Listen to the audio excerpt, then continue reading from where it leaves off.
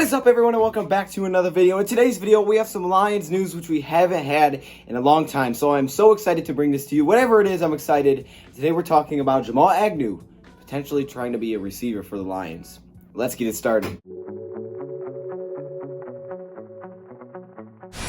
Yo, this stuff is crazy. So I'm getting these pop-ups and news, and I'm trying to work on my Big V and Rick Wagner video, and it's like, what is this? You know, what is this stuff? And all of a sudden I see a comment on my YouTube channel. I'm like, oh, now it's legit. You know, so I look at the comment on the YouTube channel, and the dude says, hey, Jamal Agnew is trying to convert to a wide receiver. And I was like, what? Like, really? Nah, I mean, I could see it, but really? So I look it up. It's true. And someone else then sends me out on Instagram. So Jamal Agnew is trying to convert to a wide receiver for the 2020 season. At least that is the report. I actually have a picture of their meeting, and he is in the wide receivers meeting, and that's what he's going to try to do for 2020, because at cornerback, he really didn't give us a lot. If you guys watched my live stream yesterday, which you haven't, you should. If you watched my live stream yesterday, I talked about Jamal Agnew, and I said, look, Jamal Agnew, I really don't know what his role will be in 2020 or how he'll necessarily make the team if he loses a role on special teams, because he didn't give us much at cornerback. But now he's trying to adjust and become a wide receiver. So I went back and I'm like, okay, well, when did this guy ever play wide receiver, right? Did this guy play wide receiver in college? No, I really couldn't find any wide receiver, play in college at all. Obviously, he hasn't done it with the Detroit Lions. He's been a returner and a cornerback, or a depth cornerback.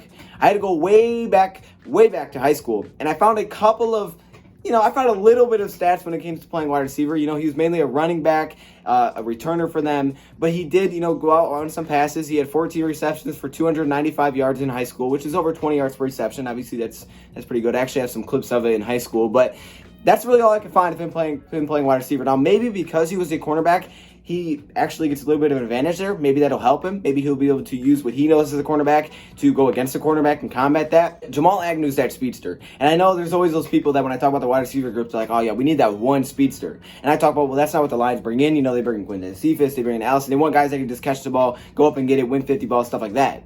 However, now if Jamal Agnew is converting to wide receiver position, and if this is successful, this is your speedster. Marvin Hall, he was nice. He was kind of small, but he wasn't necessarily a speedster, I would say.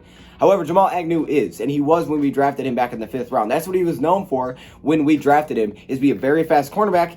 It's just a little undersized, 5'10", 185, but he ran a 4.34 at his pro day. So I was like, oh, wow. What short wide receiver is really, really fast and has a lot of success?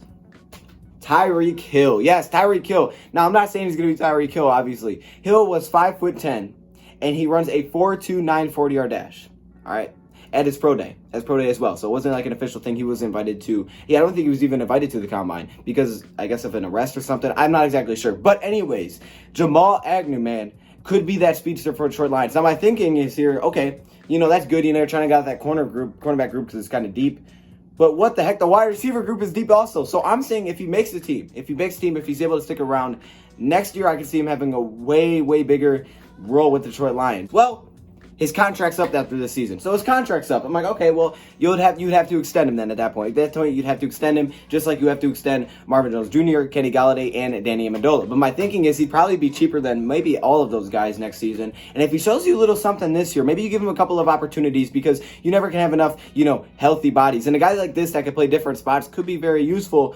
Hopefully he just does it very successfully, because if he can get really any role at that receiver position, he could still be a starter on special teams. But my thought is, man, if he loses that starting job on special teams as a kick returner / punt returner, oh snap, that's not good. It's going to be really hard to find a spot for him on this team. But he's trying to move to wide receiver, man. I'm rooting for him, man. That's going to be really, really cool. But this is that speedster. People want to see a speedy wide receiver. Jamal Agnew is that guy if he can make the team and if he can beat out a couple of people for that, because there's a real possibility with how deep we are that it necessarily doesn't work. And with him on the last year of his deal, he needs to show us something this year so we can get re-signed. So hopefully he does, because this would be super, super exciting. Wish you the best of luck, Jamal Agnew. This is crazy news. What do you guys think? What do you think his role will be in 2020? Personally, I can see him making the team for some depth. Hopefully then we extend him and maybe he has a big role next year. Let me know in the comments below. Thank you, Prop, for watching, and I'm out.